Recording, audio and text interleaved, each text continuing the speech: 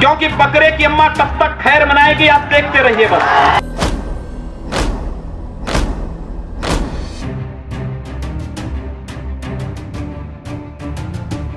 16 साल पहले योगी से मुख्तार अंसारी ने पंगा लिया था खुलेआम, और तब योगी ने कह दिया था छोड़ेंगे नहीं। आज वो किस्सा आपको दिखाएंगे जब भिड़ गए थे योगी मुख्तार अंसारी से। नमस्कार, स्वागत है आपका एडवांस इंडिया पर। मैं हूं नवीन चौहान।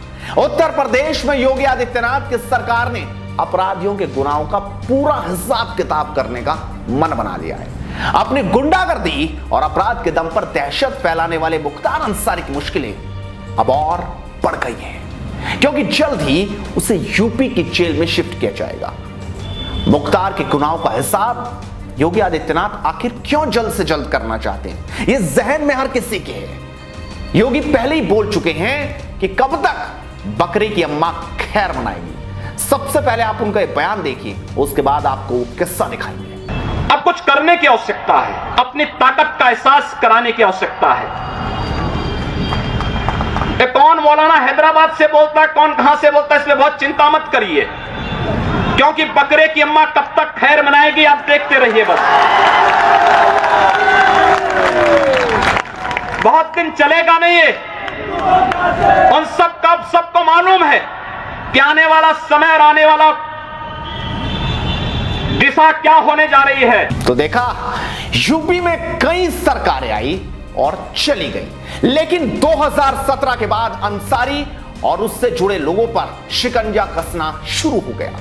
बीते 6 महीनों के दौरान मुख्तार अंसारी और उनसे जुड़े लोगों की अवैध संपत्तियों को जमीन में मिला दिया गया। इसके बाद गाजीपुर, मऊ और वाराणसी में भी मुख्तार की अवैध संपत्तियों पर बुलडोजर चल गया।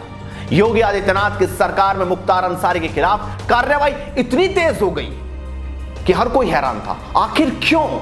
इस सवाल का जवाब 16 साल पहले के कांड से मिलेगा। अब आपके लिए चलते हैं 16 साल पीछे, जब योगी की मुख्तार अंसारी से ठन गई थी।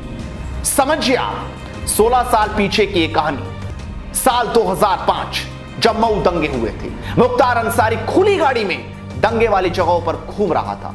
तब यह आरोप लगाया था कि दंगों को भड़काने का काम मुख्तार अंसारी ने ही किया है।